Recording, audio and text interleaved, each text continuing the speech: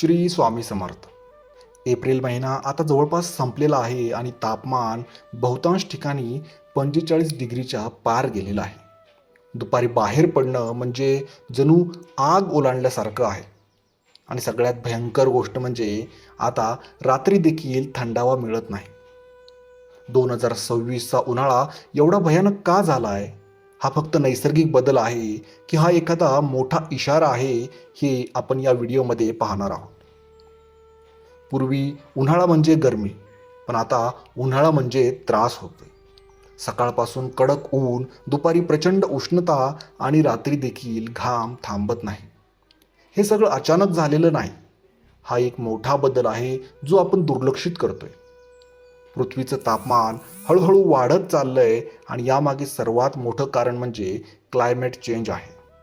आपण झाडं तोडतोय, प्रदूषण वाढवतोय आणि निसर्गाचा जो समतोल आहे तो बिघडवत आहोत.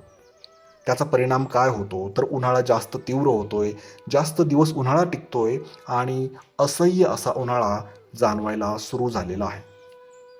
म्हणजे आज आपल्याला जी उष्णता जाणवत आहे ही आपण मागे केलेल्या कृतीचं परिणाम आहे. उन्हाळ्यात थोडे ढग किंवा पाऊस असला तर उष्णता कमी होते, पण यावर्षी ढग नाही, पाऊस नाही, जमीन पूर्णपणे कोरडी, सूर्याची किरणं थेट जमिनीवर पडतात आणि तापमान वेगाने वाढतं. म्हणजे एकंदरीतच काय तर निसर्गाचं जे AC आहे हे बंद झालंय. यासोबत तुम्ही एल निनो बद्दल देखील ऐकलं असेल. एल निनो हा समुद्रातील बदल आहे आणि त्याचा परिणाम थेट आपल्या हवामानावरती होतो. पाऊस कमी आणि उष्णता जास्त. 2026मध्ये एल निनोचा प्रभाव वाढतोय, म्हणून परिस्थिती अजून गंभीर होऊ शकते. शहरात राहणाऱ्या लोकांना तर गावाकडच्यापेक्षा जास्त उष्णता जाणवते. तर ती का? तर शहरामध्ये एकतर झाडं कमी आहेत, कॉन्क्रीट जास्त आहे, गाड्यांचा धूर आहे, ACची बाहेर येणारी गरम हवा आहे आणि हे सगळं मिळून शहराला हीट ट्रॅप बनवत आहेत. म्हणून शहरामध्ये गावापेक्षा 2 ते 4 डिग्री तापमान हे जास्त पाहायला मिळतं. सगळ्यात मोठा बदल म्हणजे सध्या रात्री गरम हवा येते. पूर्वी रात्री थंड हवा यायची, पण आता जमीन दिवसभर उष्णता साचवते आणि रात्री ती उष्णता बाहेर सोडते.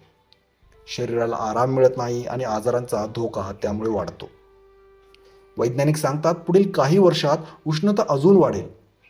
हीट वेव्ह जास्त धोकादायक होतील, पाण्याची टंचाई वाढेल. म्हणजे 2026 ही फक्त सुरुवात आहे. तर या उष्णतेपासून बचावासाठी आपण काय करू शकतो? तर भरपूर पाणी प्या. दुपारी जे ऊन आहे साधारणतः 12 ते 4 या वेळेमधलं ऊन शक्यतो टाळा. शक्य असतील तेवढी झाडे लावा. थंड अन्न किंवा थंड पेय घ्या. स्वतःची, कुटुंबाची काळजी घ्या. आपली लहान पावलं हे मोठा फरक घडवत असतात. उष्णता वाढत आहेच, पण अजून वेळ गेलेली नाही. जर आपण आज जागरूक झालो तर उद्याचं भविष्य बदलू.